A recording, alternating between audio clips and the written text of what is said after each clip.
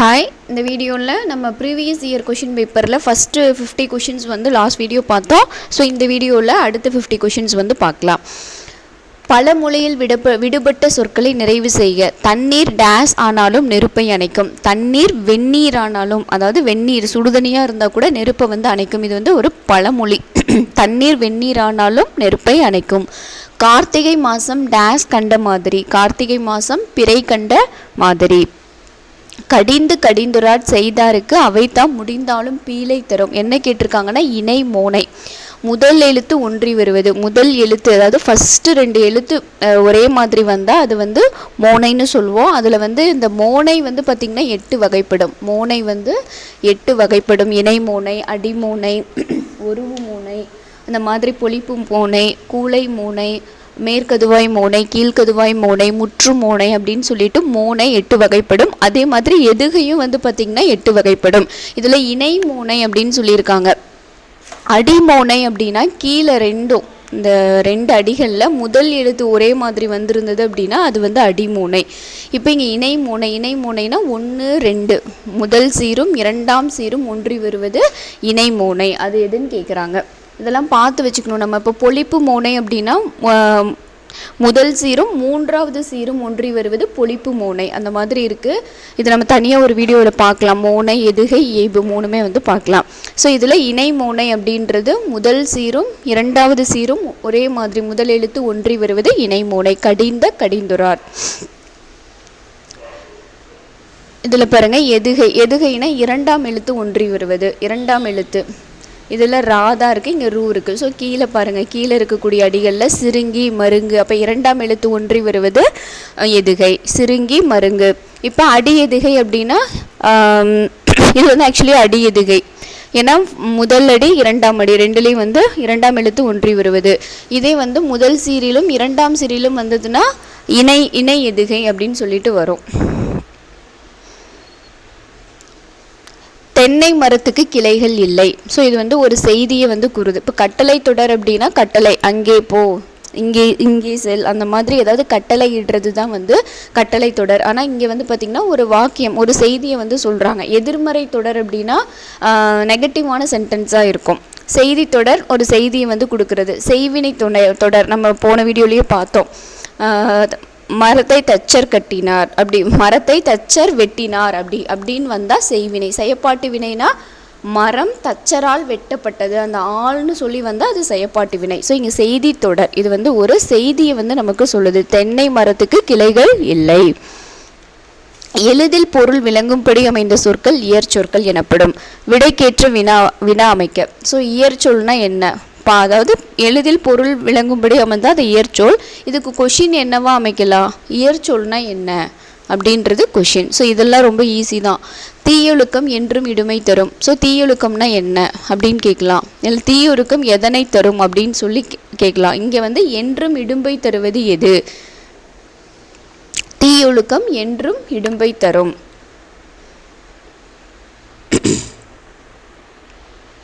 கலங்காது என்ற சொல்லின் இலக்கண குறிப்பு. கலங்காது எச்ச வினைனா உங்களுக்கு என்னன்னு தெரியுங்களா? அப்போ எச்ச வினை அப்படின்னா தொக்கின்னு இருக்கும். இப்போ வந்து அப்படின்றது ஒரு எச்ச வினை, அதாவது முற்று பெறலை சொல் வந்து பார்த்திங்கன்னா வந்து, வந்த, அந்த மாதிரி சொற்கள் வந்து முற்று பெறலை. பட் ஆனால் வந்த மாணவன் அப்படின்னு வந்தால் இது ஒரு எச்ச வினை. வந்த அப்படின்னு சொல்கிறது ஒரு எச்ச வினை. மாணவன்றது பெயர் சொல். அப்போ வந்து இது பெயரெச்ச வினை. வந்த அப்படின்ற இந்த எச்ச வினையோட ஒரு வினை சொல் சேர்ந்தா, ஒரு வினை சேர்ந்தது அப்படின்னா வந்து பார் அப்படின்னு இருக்குன்னு வச்சுக்கோங்க. வந்து பார் அப்படின்னா இப்போ இந்த பார் அப்படின்றது வந்து ஒரு வினை சொல். பார்க்கறதுன்றது ஒரு வினை, ஒரு செயல். ஸோ வந்து பார் அப்படிங்கும்போது அது வந்து ஒரு வினை எச்சம். இந்த இடத்துல கலங்காது அப்படின்றது வந்து எதிர்மறை வினையச்சம். ஸோ வந்து நெகட்டிவாக இருக்குது. கலங்காது அப்படின்றது எதிர்மறை வினையச்சம். இது எல்லாமே ரொம்ப இம்பார்ட்டன்ட். இந்த பெயரெச்சம், வினையச்சம், இது எல்லாமே ரொம்ப ரொம்ப இம்பார்ட்டன்ட். பெயரெச்சம்னா பின்னாடி பெயர் சொல் வந்த மாணவன் அப்படின்னா இது வந்து பெயரெச்சம். ஒரு எக்ஸாம்பிள், ஆக்சுவலி இது புரியறதுக்காக நான் இது கொடுத்துருக்கேன். வந்த மாணவன் அப்படின்றது வந்து பார்த்திங்கன்னா பெயரெச்சம், பெயரை கொண்டு ஒரு எச்சம் முடிகிறதுனால அது பெயரெச்சம். வினை எச்சம் அப்படின்னா இப்போ வந்து பார் அப்படின்னு சொல்லி வினை முடிஞ்சது அப்படின்னா அது வினையெச்சம். இங்கே எதிர்மறை வினையெச்சம் அப்படின்னா கலங்காது, அதாவது நெகட்டிவாக சொல்கிறது வந்து பார்த்திங்கன்னா எதிர்மறை வினையெச்சம்.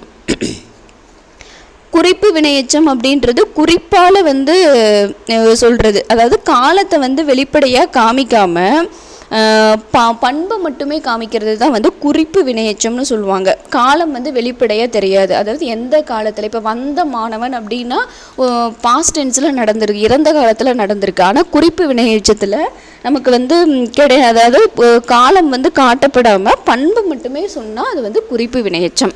ஸோ நம்ம இந்த கொஷின் இந்த ஆப்ஷன்ஸில் இருக்கிறது எல்லாமே நம்ம தெரிஞ்சுக்கணும் என்னென்ன அப்படின்னு சொல்லிட்டு. இப்போ கலங்காது பார்க்கும்போதே நம்ம கண்டுபிடிச்சிடலாம், ஏன்னா இது ரொம்ப டிஃபிகல்ட்டாக இல்லை.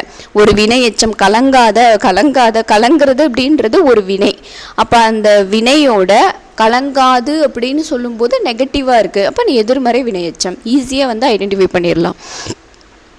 பொருட்பெயர், பொருள் வச்சு சொல்கிறது, நாற்காலி, புத்தகம், இதெல்லாம் பொருட்பெயர். இடப்பெயர் வேலூர், நாமக்கல் இடம். காலப்பெயர் மாலை, இரவு, இதெல்லாம் காலம்.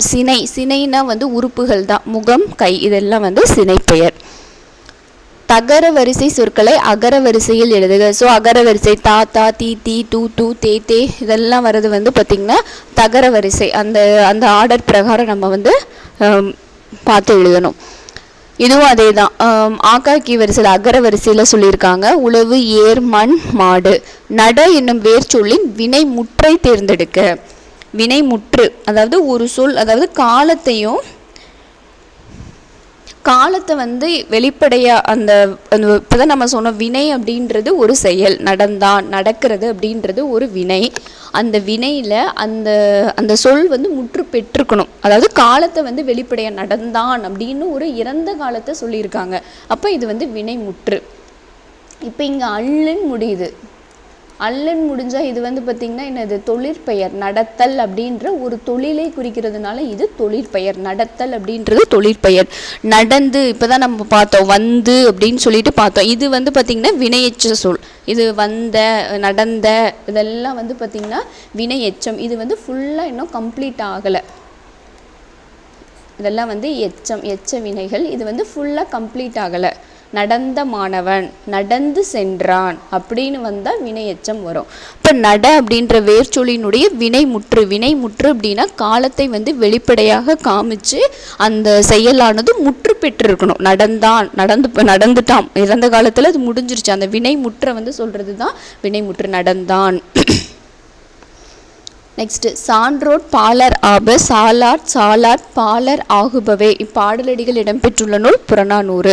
ஸோ சான்றோர் பாலர் ஆப, சாலாட் பாலர் ஆகுபவே அப்படின்ற அடிகள் இடம்பெற்றுள்ள நூல் புறநானூறு. பொருந்தா சொல்லை கண்டறிக. மலையூர், காட்டூர், மணிப்பூர், மருதூர், இதெல்லாம் இதில் எது வந்து பார்த்திங்கன்னா டிஃப்ரெண்ட்டாக இருக்குன்னா மணிப்பூர் தான் வந்து டிஃப்ரெண்ட்டாக இருக்குது. வேர்ல்விண்ட் அப்படின்ற ஆங்கில சொல்லுக்குரிய தமிழ் சொல் சுழல் காற்று. ஸோ இந்த கடல் காற்று, லேண்ட் ப்ரீஸ், இது நிலக்காற்றுனா லேண்ட் ப்ரீஸு, கடல் காற்று அப்படின்னா சீ ப்ரீஸ், இதெல்லாம் வந்து சொல்லுவாங்க. பின்வரும் தொடரில் உள்ள பிழைகளை திருத்தி எழுதுக. மல்லிகை குளத்தில் பூக்கும் மலர் அல்லை. மல்லிகை குளத்தில் பூக்கும் மலர் அல்லை, அதாவது மல்லிகை குளத்தில் வந்து பூக்கும் மலர் கிடையாது அப்படின்னு சொல்லியிருக்காங்க. அது அல்லை அப்படின்றது வந்து இல்லை அப்படிங்கிறத தான் பிழையாக கொடுத்துருக்காங்க. மல்லிகை குளத்தில் பூக்கும் மலர் அன்று. மரபு பிழை. எருதுக்கு வந்து என்ன வரும்? இந்த மரபு பிழை வந்து பார்த்திங்கன்னா தொடர்ந்து கேட்டே தான் இருக்காங்க. எல்லா இதுலேயும் வந்து பார்த்திங்கன்னா நம்ம கேட்டே தான் இருக்காங்க. எருது எக்காலமிடும். இப்போ கத்தும் அப்படின்னா கழுதை தான் வந்து என்ன பண்ணும், கத்தும். கழுதை கத்தும். ஆந்தை அலறும். கர்ஜிக்கிறது வந்து சிங்கம் வந்து கர்ஜிக்கும். கழுதை கத்தும், ஆந்தை அலறும், சிங்கம் கர்ஜிக்கும்.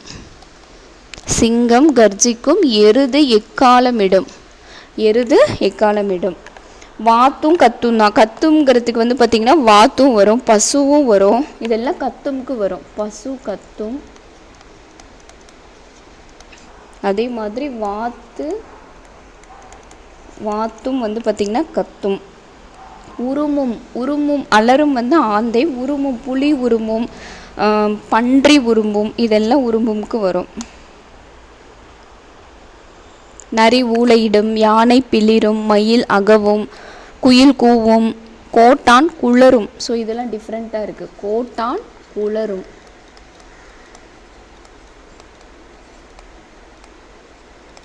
கோட்டான் குளரும்.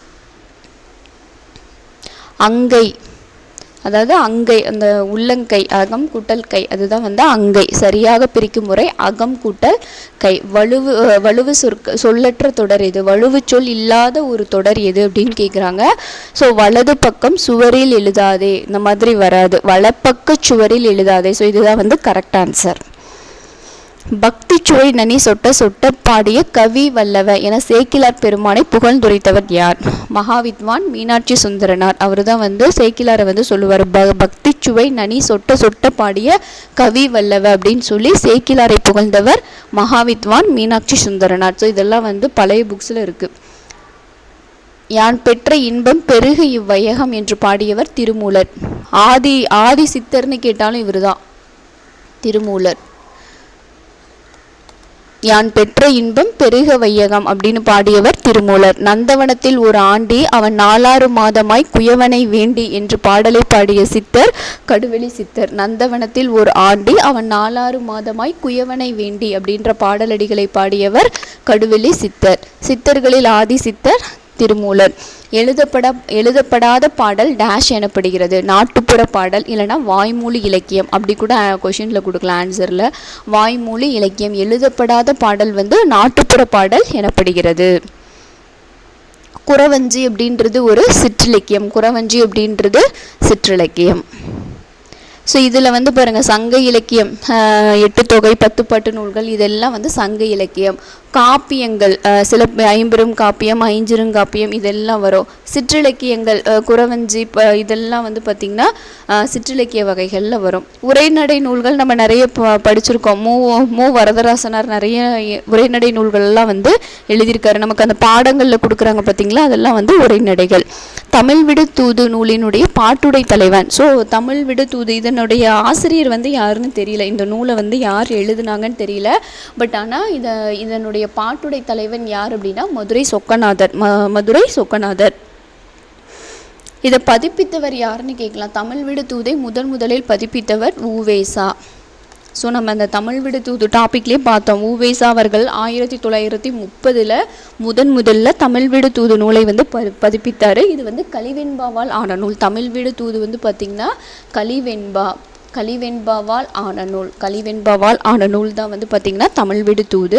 இதில் வந்து 268 கன்னிகள் இருக்குது. 268 கன்னிகள் இருக்குது. அன்னம் முதல் வண்டு ஈராக, அதாவது அன்னத்தில் இருந்து வண்டு எல்லாத்தையும் வந்து தூது அனுப்புகிறதா பாடக்கூடியது தான் தூது இலக்கியம். இதில் தமிழையே வந்து தூது அனுப்புகிறதா பாடக்கூடிய பாடல். அதனால தான் தமிழ் விடு தூது. அப்போ தமிழ் விடு தூதினுடைய பாட்டுடை தலைவன் மதுரை சொக்கநாதர். வீரமாமுனிவர் இயற்றிய நூல் தேம்பாவணி. மடல் ஏறுதல் என்னும் துறையை பயன்படுத்திய ஆழ்வார். மடல் ஏறுதல் அப்படின்ற அந்த துறையை பயன்படுத்தியவர் திருமங்கை ஆழ்வார்.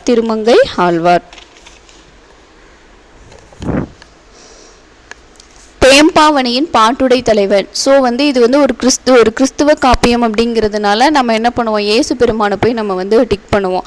ஆக்சுவலி தேம்பாவணியினுடைய பாட்டுடை தலைவன் இயேசு பெருமானினுடைய தந்தை சூசை மாமுனிவர் தான் வந்து பாட்டுடை தலைவன்.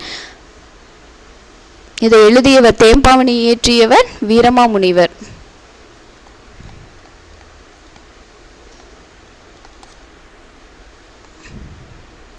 அகநானூறு பற்றிய கூற்றுகளில் எது சரியானது? அகநானூறு 8 தொகை நூல்களில் ஒன்று. ரைட். இந்நூலினை நெடுந்தொகை என்றும் அழைப்பர். இது 10 பாட்டா? இல்லை, 8 தொகை நூல். ஸோ அகநானூறு வந்து என்ன தொகை நூல்? 8 தொகை நூல். ஸோ இது ராங் ஆன்சர். புலவர் பலரால் பாடப்பட்ட 400 பாடல்களை கொண்டது தான் அகநானூறு. கம்பர் தாம் இயற்றிய நூலுக்கு இட்ட பெயர் ராம அவதாரம். கம்பர் வந்து தன்னுடைய நூலுக்கு இட்ட பெயர் ராம அவதாரம்.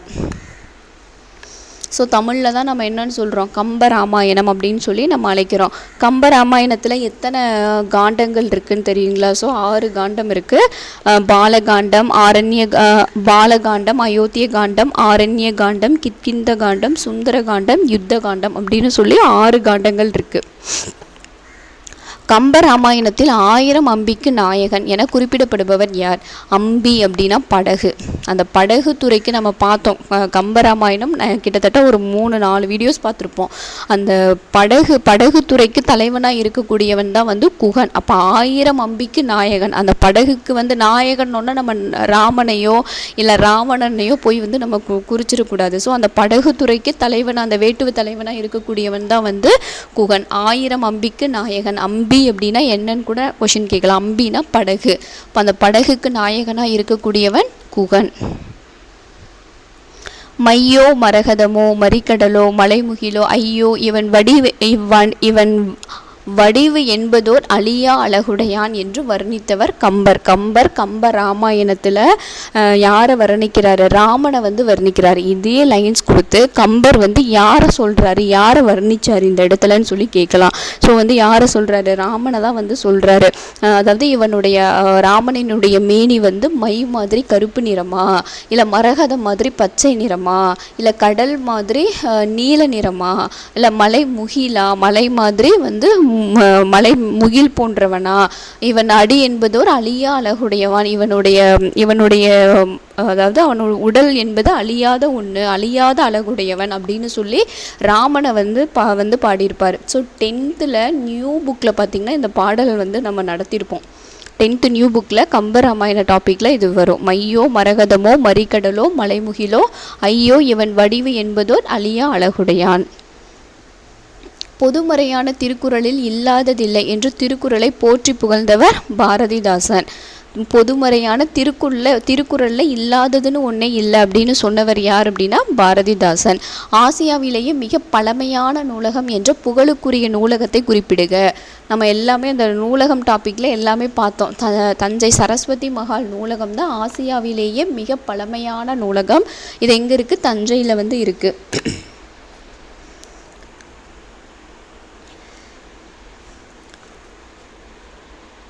தஞ்சையில் இருக்குது. இது எப்போ நிறுவப்பட்டதுன்னு கேட்கலாம். 1122 வந்து பார்த்திங்கன்னா நிறுவப்பட்டது. தஞ்சை சரஸ்வதி நூலகம் வந்து பார்த்திங்கன்னா 1122. இங்கே வந்து பழங்கால ஓவியங்கள், இசைக்கருவிகள் இதெல்லாம் இருக்கக்கூடிய நூலகம் எதுன்னு கூட கொஷினில் கேட்கலாம். பழங்கால ஓவியங்கள், இசைக்கருவிகள் இது எல்லாமே வந்து பார்த்திங்கன்னா காட்சிக்கு வச்சுருப்பாங்க. ஸோ வந்து தஞ்சை சரஸ்வதி நூலகம். இதில் கன்னிமரா நூலகம் வந்து எப்போது தொடங்கப்பட்டது அப்படின்னா 1986 சென்னையில் நிறுவப்பட்டது. கன்னிமரா நூலகம் வந்து சென்னையில் வந்து நிறுவப்பட்டது. அதுக்கப்புறம் தமிழ் பல்கலைக்கழகம் அது வந்து பார்த்திங்கன்னா 1981 அதுவும் வந்து தஞ்சாவூரில் வந்து நிறுவப்பட்டது. ஊவேசா நூலகம்னு ஒன்று இருக்கும். ஸோ அதுவும் நம்ம எல்லாமே இதில் பார்த்தோம், நூலகம் டாப்பிக்கில் பார்த்தோம். ஊவேசா நூலகம் வந்து பார்த்திங்கன்னா அண்ணா நூலகத்தோட ஒரு பார்ட்டில் வந்து வச்சுருப்பாங்க. 1942 வந்து நிறுவப்பட்டது. ஸோ இது எல்லாமே வந்து ரொம்ப ரொம்ப இம்பார்ட்டன்ட். கம்பராமாயணத்தில் ராமனிடம் உன்னை விட பரதன் நல்லவன், நிறை குணத்தவன், குறைவில்லாதவன் என புகழ்ந்தவர் கோசலை தான் வந்து புகழ்வாங்க. ராமலிங்க அடிகளாரது சிந்தனைகளின் ஊற்றுக்களமாக இருந்த இடம் எது? கந்தக்கோட்டம். ராமலிங்க அடிகளாரினுடைய சிந்தனைகளின் ஊற்றுக்களமாக இருந்த இடம் கந்தக்கோட்டம். சட்ட மேலவைக்கு தேர்ந்தெடுக்கப்பட்ட முதல் பெண்மணி, சட்ட மேலவைக்கு தேர்ந்தெடுக்கப்பட்ட முதல் பெண்மணி டாக்டர் முத்துலட்சுமி ரெட்டி. சென்னை மாநகராட்சியினுடைய முதல் துணை மேயர் யார் அப்படின்னாலும் முத்துலட்சுமி அவர்கள். திணையளவு போதா சிறுபோல் நீர் நீண்ட பனையளவு காட்டும் அளவு. பனையளவு காமிக்கும். அடுத்த லைன் ஆக்சுவலி பனையளவு காட்டும் அப்படின்னு சொல்லி லைன் வரும். அதாவது அந்த அறிவியல் அணுகுமுறை, ஒரு பொருளை வந்து நம்ம பார்த்தோம் அப்படின்னா சின்னதாக இருக்கக்கூடிய பொருளை கூட பெருசாக காட்டும் அப்படின்ற அந்த அறிவியல் அணுகுமுறையை கபிலர் வந்து அப்போவே சொல்லிட்டாரு. அதுதான் வந்து இந்த லைன்ஸு. திணையளவு போதா சிறுபோல் நீர் நீண்ட பனையளவு காட்டும். அந்த புல்லில் இருக்கக்கூடிய நீரை பனை மரத்த அளவுக்கு காமிக்கும். அதுதான் வந்து கபிலர் சொன்னது. கல் தோன்றி மண் தோன்றா காலத்தே வாளோடு முன் தோன்றிய மூத்த குடி அப்படின்ற பாடலடிகள் இடம்பெற்றுள்ள நூல் புறப்பொருள் வெண்பா மாலை. கல் தோன்றி மண் தோன்றா காலத்தே வாளோடு முன் தோன்றிய மூத்த குடி அப்படின்ற பாடலடிகள் இடம்பெற்றுள்ள நூல் புறப்பொருள் வெண்பா மாலை. தற்போது மதுரை என்று அழைக்கப்படும் ஊர் கல்வெட்டுகளில் மதிரை அப்படின்னு சொல்லி இருக்கு. மதிரை அப்படின்னு சொல்லி இருக்கு. உலக தமிழரிடையே தமிழுணர்வை உருவாக்கிய பெருஞ்சித்திரனாரின் இதழ்கள். பெருஞ்சித்திரனார் பாவலரேறு பெருஞ்சித்திரனாரினுடைய இதழ்கள் தென்மொழி தமிழ்ச்சிட்டு தமிழ் நிலம். தென்மொழி தமிழ்ச்சிட்டு தமிழ் நிலம். ஸோ மீதிலாம் பார்த்திங்கன்னா இதெல்லாம் அவர் இயற்றிய நூல்கள். இந்த பாவிய கொத்து ஐயை இதெல்லாம் நூல்கள், அவர் இயற்றிய நூல்கள். இங்கே என்ன கேட்குறாங்க? இதழ்கள் தென்மொழி தமிழ்ச்சிட்டு தமிழ் நிலம். ஸோ இதில் எது கரெக்டுன்னு கேட்குறாங்க. ஊவேசாவின் இயற்பெயர் வெங்கடரத்தினம். இவரின் ஆசிரியர் பெயர் மீனாட்சி சுந்தரனார். ரொம்ப இம்பார்ட்டன்ட். ஊவேசா அவர்களினுடைய ஆசிரியர் யார் அப்படின்னா மகாவித்வான் மீனாட்சி சுந்தரனார். குறிஞ்சிப்பாட்டு எனும் ஓலைச்சுவடியை அச்சில் பதிப்பித்தார். ஸோ குறிஞ்சிப்பாட்டு ஊவேசா அவர்கள் குறிஞ்சிப்பாட்டு அப்படின்னு சொல்லி ஒரு ஓலைச்சுவடியை அச்சில் பதிப்பித்தார். ஊவேசா 3ஆம் தமிழ் சங்கத்தின் தலைவர். ஸோ தவறு. எனக்கு தெரிஞ்சு பாண்டித்துறையினார் தான் வரும்னு நினைக்கிறேன். பட் இருந்தாலும் பார்த்துக்கோங்க. ஸோ ஃபஸ்ட்டு 2 தான் ரைட்டு. ஸோ ஊவேசாவோட இயற்பெயர் வேங்கடரத்தினம், ஆசிரியர் மீனாட்சி சுந்தரனார், குறிஞ்சிப்பாட்டு அப்படின்ற ஓலைச்சுவடியை அச்சில் பதிப்பித்தவர். சீவை தாமோதரனார் திராவிட சாஸ்திரி அப்படின்ற அழைக்கப்பட்டவர் பருதிமார் கலைஞர். ஸோ திராவிட சாஸ்திரி என்ற பட்டத்தை பருதிமார் கலைஞருக்கு வழங்கியவர் யாருன்னு கூட கொஷின் திருப்பி கேட்கலாம். சீவை தாமோதரனார் அவர் தான் என்ன பண்ணுறாரு? திராவிட சாஸ்திரி அப்படின்னு சொல்லிட்டு பேர் வைக்கிறாரு. நாடகம், அதன் விளக்கம், வகைகள், எழுதப்பட வேண்டிய முறைகள், நடிப்பிற்குரிய இலக்கணம், நடிப்பவர்களுக்குரிய இலக்கணம் ஆகியவற்றை கூறும் நாடகவியல் எனும் நூலை எழுதியவர். நாடகவியல் அப்படின்ற அந்த நூலை எழுதியவர் யார் அப்படின்னா பருதிமார் கலைஞர். நாடகவியல் அப்படின்ற நூலை எழுதியவர் பருதிமார் கலைஞர். சிறுகதை ஆசிரியர்கள். கமலாலயன் எழுதியது உனக்கு படிக்க தெரியாது. குப்புசாமி அவர்கள் இயற்றியது ஓர் ஆரம்ப பள்ளி ஆசிரியனின் குறிப்புகள். குப்புசாமி அவர்கள் எழுதியது ஒரு ஆரம்ப பள்ளி ஆசிரியனின் குறிப்புகள். சமுத்திரம் அவர்கள் எழுதியது காகித உறவு. வண்ணதாசன் கலைக்க முடியாத ஒப்பனை. ஸோ சிறுகதைகள், இதெல்லாம் சிறுகதைகளினுடைய இது. தேவ தூதுன் துபி என்ற டேஸ் ஆட்டத்திற்குரிய இசைக்கருவி தேவராட்டம். ஸோ இதெல்லாம் புதுசாக இருக்குது. தேவ துதுன் துபி அப்படின்ற ஆட்டத்துக்குரிய இசைக்கருவி தேவராட்டம். பாரதியாரின் கடிதங்கள் எனும் நூலை பதிப்பித்தவர் ரா ஆ பத்மநாபன். பாரதியாரினுடைய கடிதங்கள். நம்ம போய் பாரதிதாசனை போய் குறிச்சிடக்கூடாது. பத்மநாபன் அவர்கள் தான் இந்த நூலை பதிப்பித்திருக்காரு. தலைமை உன்னை தேடிக்கொண்டு வந்தால் வரட்டும், நீ அதை தேடிக்கொண்டு போய் அலையாதே என்று அறிவுறுத்தும் அறிஞர் மு வரதராசனார். தலைமை உன்னை தேடிக்கொண்டு வந்தால் வரட்டும், நீ அதை தேடிக்கொண்டு போய் அலையாதே என்று அறிவுறுத்தும் அறிஞர் யார் அப்படின்னா மூவா அவர்கள். ஓகே, இதோட 50 கொஷின்ஸ் ஓவர். ஸோ நெக்ஸ்ட் வீடியோவில் நம்ம அடுத்த வேறு ஒரு கொஷினில் ஒரு 50 கொஷின்ஸ் பார்க்கலாம். தேங்க்யூ.